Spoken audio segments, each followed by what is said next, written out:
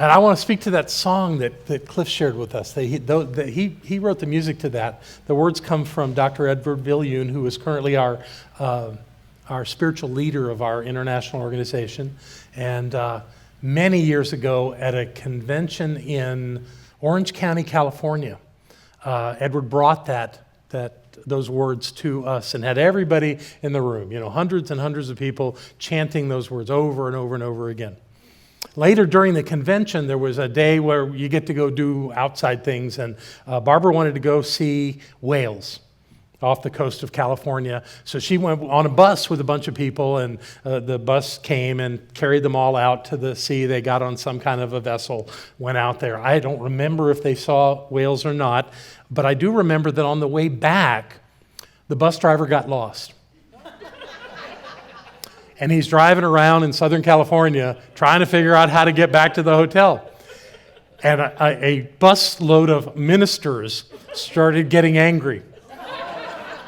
And a couple of them were cursing at the bus driver, and just amazing. And Barbara's sitting there, and the way the story goes is that she started saying, there's only one life. This life is God's life. This life is perfect. This life is my life now. There's only one life. This life is God's life. This life is perfect. This life is my life now. And every one of the bus settled down. And the bus driver immediately found the hotel. When we remember who we are, things work. When we live in our oneness of knowing, life works. Never doubt that. Barbara won't let me.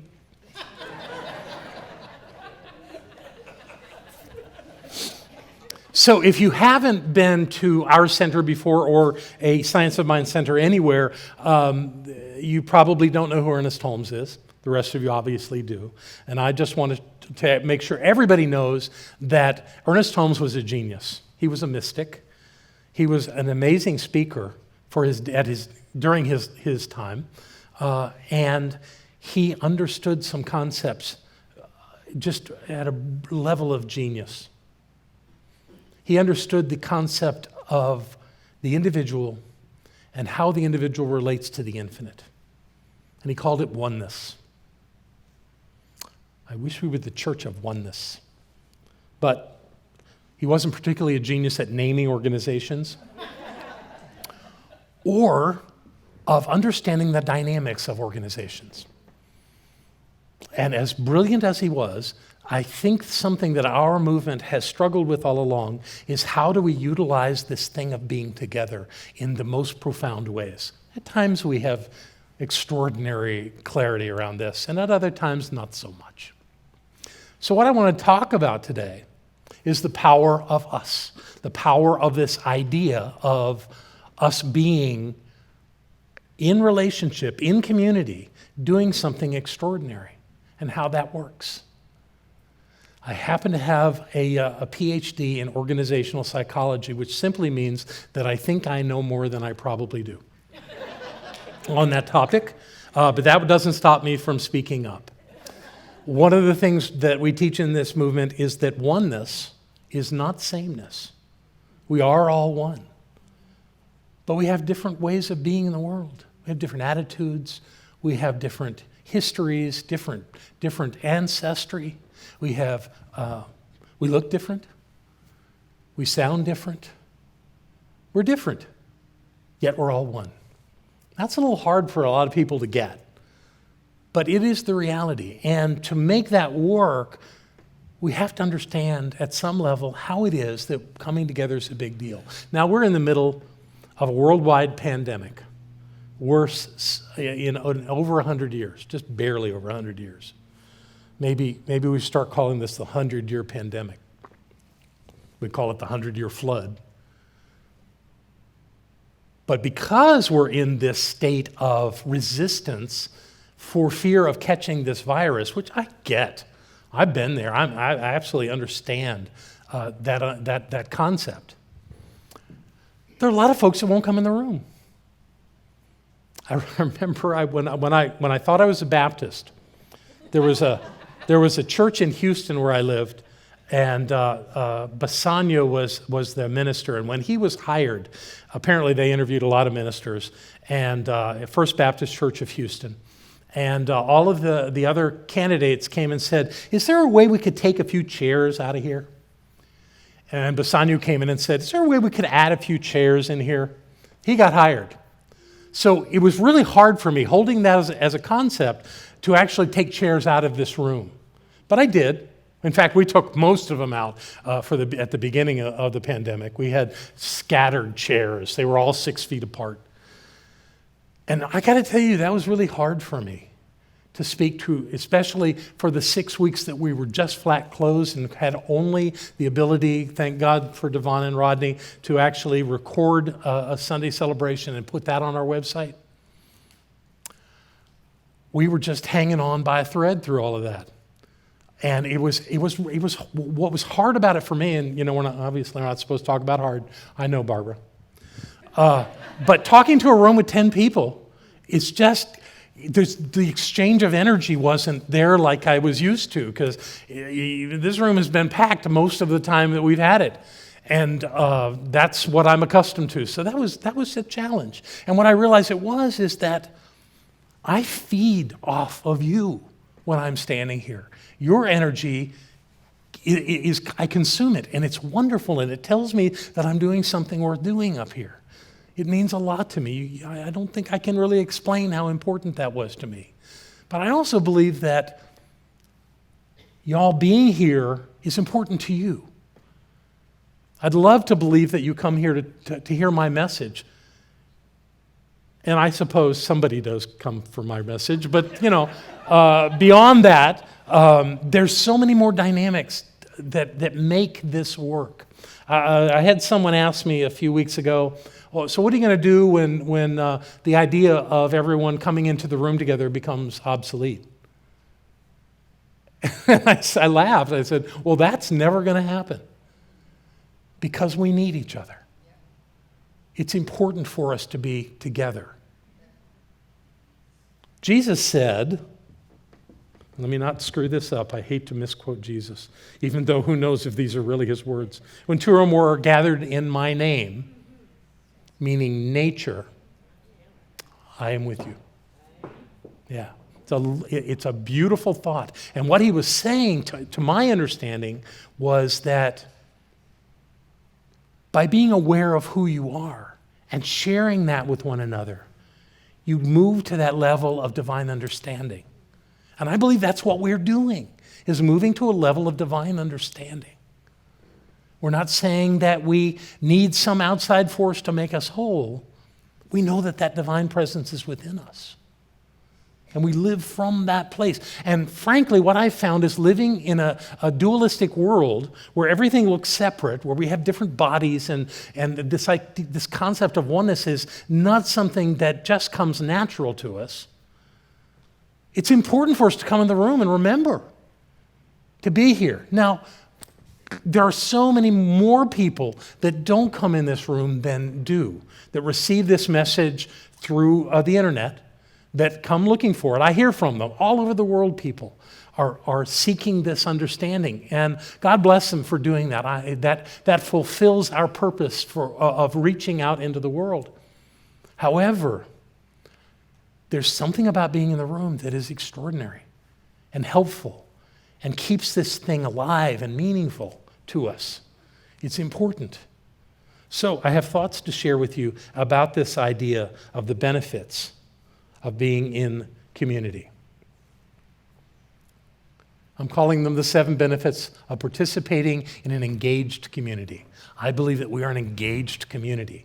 We're a spiritual community, but it's the engagement that makes it real. And I've got 7 ideas I want to share with you around this.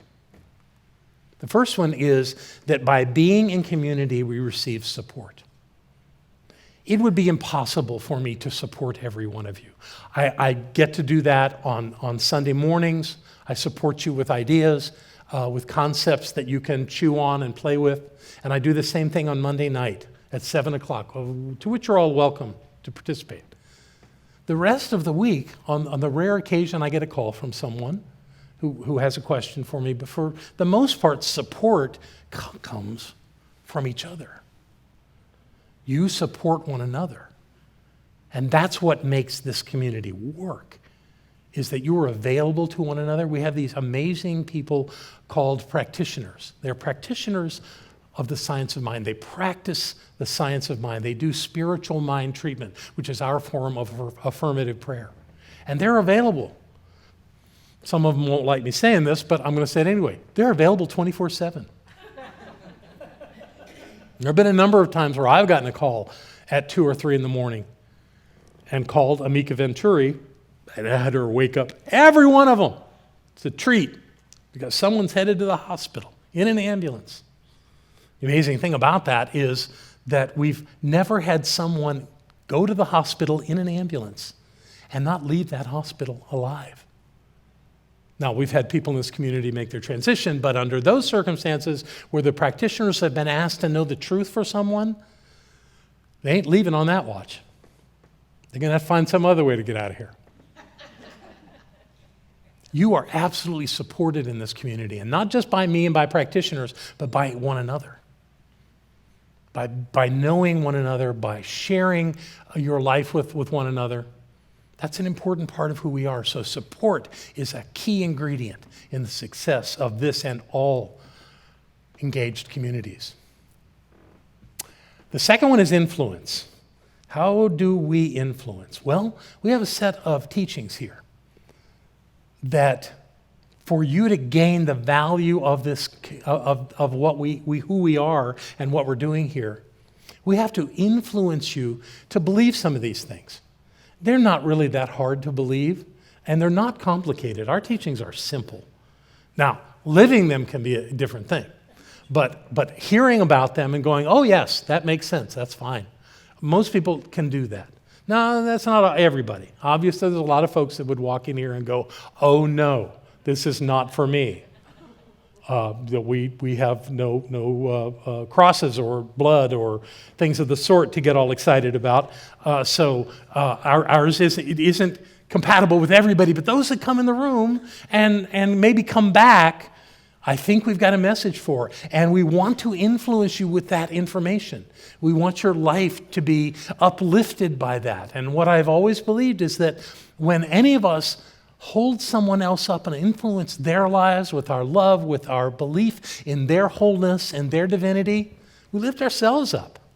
And in the process, everybody gets lifted up.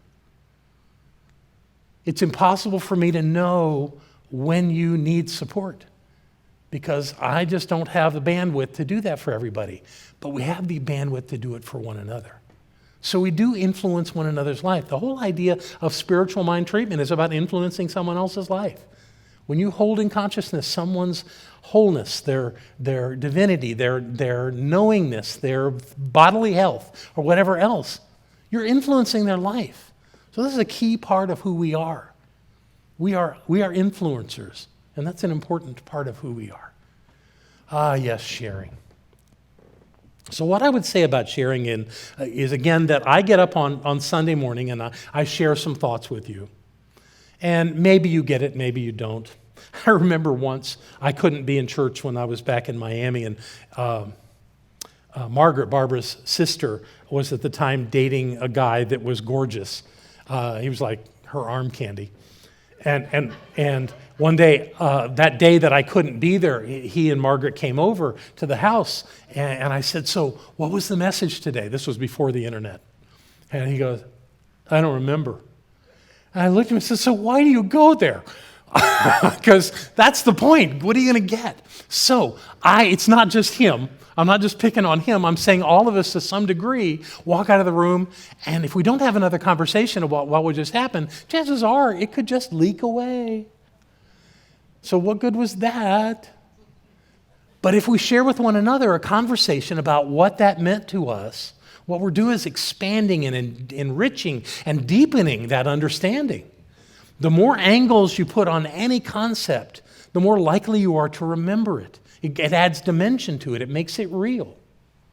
So this idea of sharing is key, that the conversation doesn't stop here or after class on Monday night, that the work continues to develop a deeper understanding of these very simple tasks. Just want to make sure that I didn't miss anything good about sharing. Oh, there's a thought. So when there is an idea shared, what that is an invitation that stimulates the possibility of even greater ideas. So that only happens through sharing, because we don't tend to do that on our own. But when we talk about something, when we grapple with it, when we throw it around, especially when we think it's maybe I don't get it, that's a really important time to play with it and see if you can find something in there. And the best way to do that is to have a conversation with someone else. So sharing is key in the success of spiritual community. That I'm not the only one saying it, that you're saying it to each other. There are churches that I know of, I don't know if they're doing it now, but they would have weekly groups that would meet, and the whole conversation was about what their minister said on Sunday. And they would do that on an ongoing basis. And frankly, they were a pretty solid community when they were doing it. So sharing is key. Reinforcing who we are is elemental. This is not just, even though it's called the science of mind, it's really not just about what you're thinking. It's bigger than that. It's about reinforcing it with how we act in the world. Holmes said in the textbook, and I'm probably quoting him poorly, but he deserves it because he told people not to quote him on quotes. The idea that he would prefer that someone live these teachings every day than to be able to teach them eloquently. Living them is what is important. I spoke with, this is wonderful. When I was president of our international organization, a minister in Mexico came to me and said, we have to have a school for spiritual leadership in Latin America. I thought, what a great idea. We need to do that. So I went to our organization, to our board, to our staff, and I said, we have to create a school. And we thought at the time it would be ministers. As it turns out, that didn't work, but they're called spiritual leaders. And the school is called the School of Spiritual Leadership. And it's headquartered in Mexico City, and it has students all through Latin America. And they just graduated their first class. Yeah. And somehow, because I was such an advocate for them back then, they give me these great accolades, and they asked me to speak at their graduation. In fact, we did it last Sunday. We made a little 10-minute recording. I put on my robe and all, and got up here like I was actually there and spoke to them, and that was delightful. And then they had me do an hour presentation on Friday during the event, and it was just wonderful to be with them. And what we are doing is we're reinforcing this teaching. Every time we talk about it, every time we bring it up, we're reinforcing and deepening it within us. So the idea of hearing from someone something is incredibly valuable, but it's equally valuable to speak it yourself and to reinforce it in your consciousness. And who are you going to do that with? Your siblings? With one another, with members of the community. You interact with one another, talking about these teachings. And you don't judge one another in it. You remind one another. And by doing that, you're reinforcing what we teach here and how important it is and how valuable it is and how effective it is. Because we're getting it over and over and over again, which is what we have to do. It's all about connection. Any spiritual community, any group of people is all about connection. That's what it is. That's why we can't just do this online. Now, we have ministries that are online. That's what they do. God bless them. They're reaching people that don't have community. And we do too. But the idea of having interpersonal connection with like-minded people is so incredibly important and critical to us staying clear about who we are, to living from that understanding. Otherwise, it's not going to happen. Connection. Connection.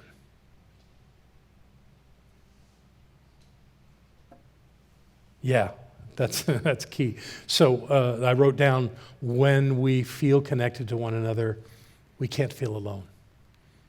We can pick up the phone and call somebody and say, I'm having a rough day. I've forgotten who I am. And listen to what they say to you. And so many of us can do that and do that for people. It isn't just about practitioners. Practitioners are wonderful. But I know people in this room that have been there as that mirror for practitioners when they're having a rough day, when something has happened that they don't know how to walk through. I'm thinking of you, Pegatha, and how you can be there for anybody and remind them with your chipper, happy, wonderful way of being in the world how wonderful life is, even when it gets hard, even when we forget, that we can turn that around and move back into who we are. How do we do that without connection? How do we do that without knowing one another and being with one another? I don't think it's possible, at least not to the level that it is when we're together. All spiritual communities provide resources, different ways, of course. One way we do it is we have a bookstore. Another way we do it is classes, Sunday talks. These are resources. We do it by having discussion groups, like the Better Together group. And look how they're flourishing right now. These are wonderful things. And if you have resources and utilize the resources from this community, then you're receiving connection and support in unlimited directions. Because there are great books in the bookstore. There are wonderful conversations in class. There are things that happen in other groups that meet, and we'll get back to having more in good time. We'll do even more things where we're all connected and coming together and having resources for one another. And we're finding our way back through this pandemic, and we're okay. We're absolutely okay. But resources are definitely a part of who we are as a spiritual community. And finally, passion. To be on this kind of a spiritual path requires passion. A lot of people out in the world don't understand it. It doesn't make sense to them. They reject it wholly. And that's fine. Everybody's allowed to be on whatever path they want to be on, doing whatever they want to do. I tell you, they're not wrong. They're just doing it different.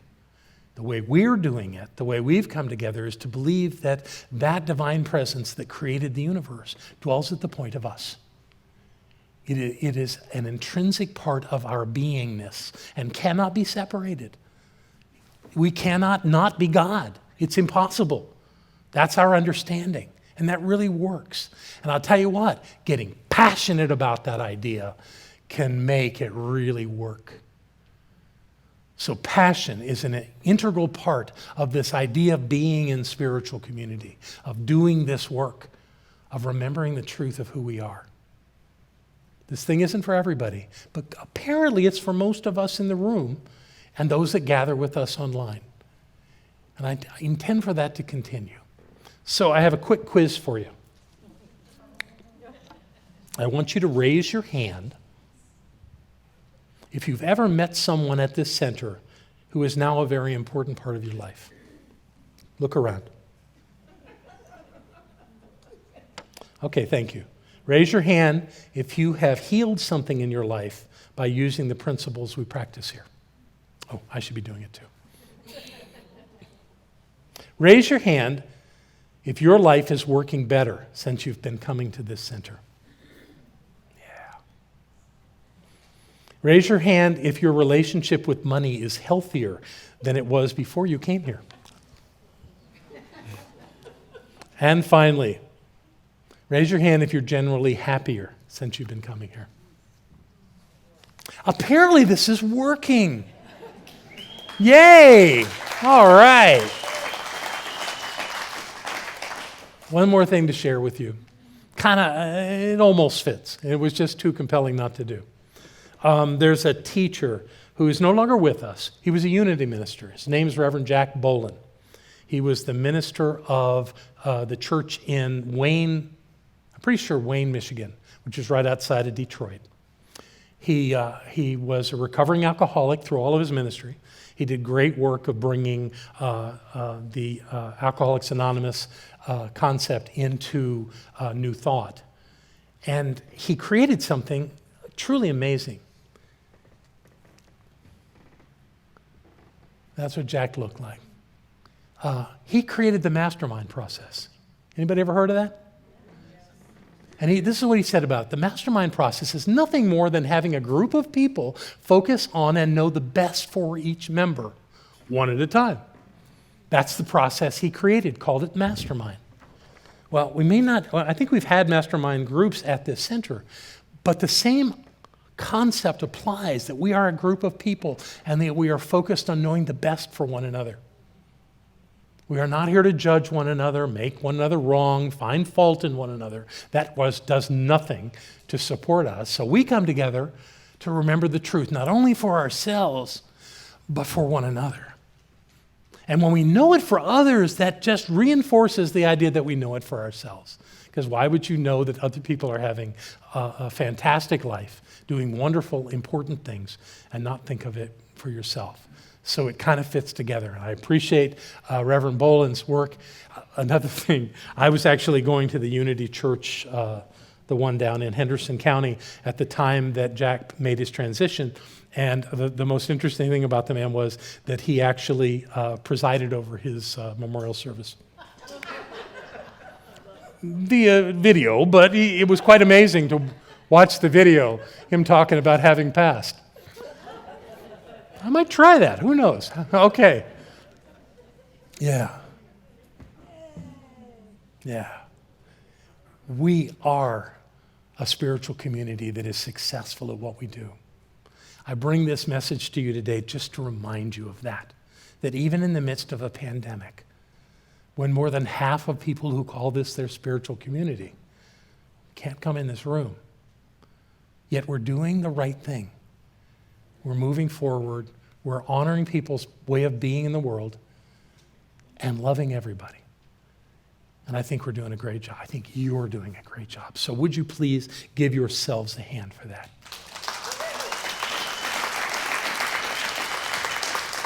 And so it is.